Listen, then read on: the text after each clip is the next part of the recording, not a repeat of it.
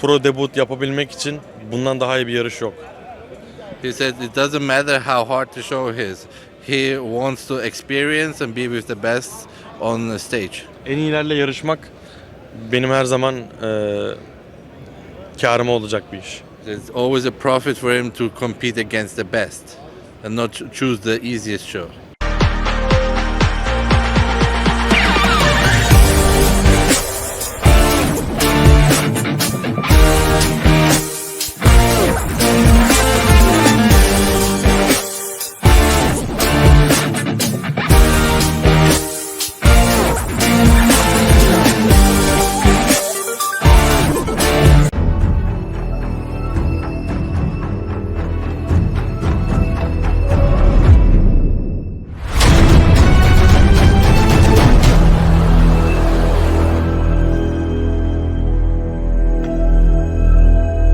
I created Species Nutrition with one mission in mind, to provide bodybuilders and serious athletes with no-nonsense supplements that work.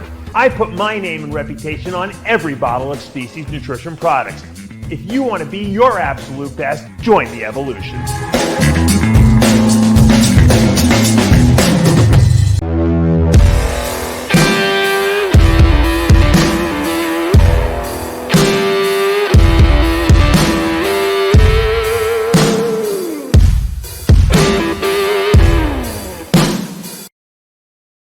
From the 2024 Dubai Pro, RXMuscle.com, I'm Siddique Farooqi, joined by one of the young sensations in the 212 division, Turkey's own Nihat Kaya, and we have Conan, who's nice enough to translate for us. 21 years old, you're the talk of this division. I think the biggest question is, when did you get started with bodybuilding? Ne zaman başladı diyor spora? 12 yaşında başladım. He started with 12 years old. 12 Yeah, 12 years old. At what point did you know you could be a professional bodybuilder? Ne zaman fark ettin bir profesyonel bodyci olabileceğini? Her zaman hayalimdi. It was always a dream of him. So early on he 20 wanted to yaşımda be. da dünya rekoru kırdım. And then with 20, then he achieved his pro card as the youngest IFBB pro. So now you're from Turkey, and in Turkey, football is the main sport, obviously basketball.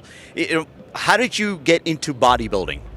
Diyor ki Türkiye'de futbol çok popüler. Nasıl bodybuilding'e girdin? Evet, yani bilek güreşiyle başladım.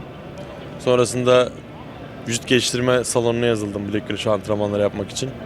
Vücudum çok hızlı gelişti ve her zaman Ronnie Coleman, Phil Heath ve Rocky gibi adamları çok izlediğim için bu şekilde başladım.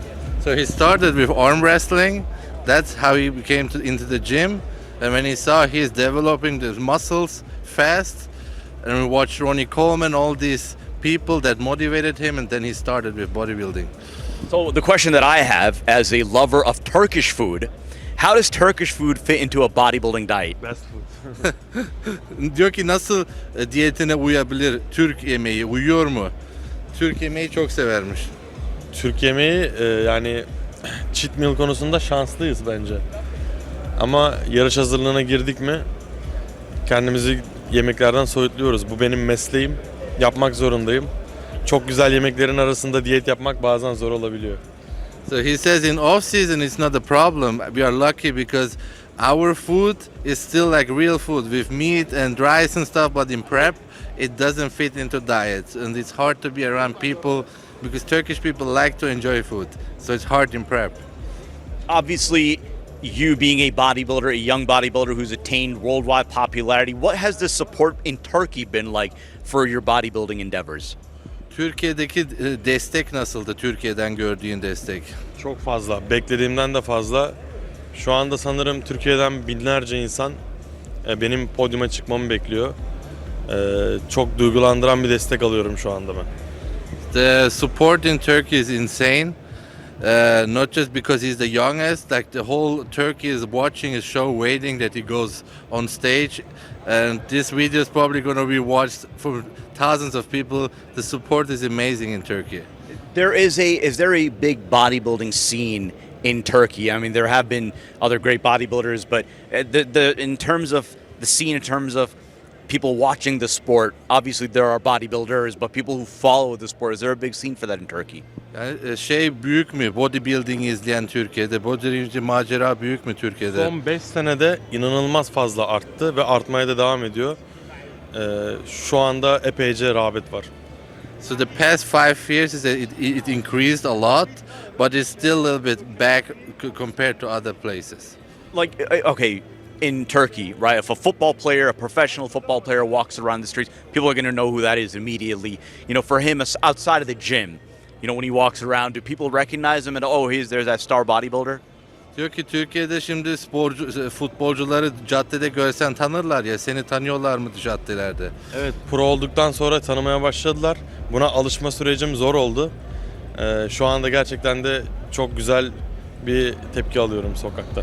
So when he turned pro, it started slowly, and yes, and especially in the gyms, people know him. You're making your pro debut. Fans who have not seen you yet compete, many who are going to see you for the first time. What can fans expect to see out of you physique-wise on stage here at the Dubai Pro? Seni izleyenler daha hiç podyumda görmemişler. Ne bekleyebilir senin podyuma çıktığında? En son podyuma çıktığımda pro kart aldım. Pro kart aldığımdaki gördükleri fiziğin üstünde 10 kilo koymuş bir şekilde geleceğim.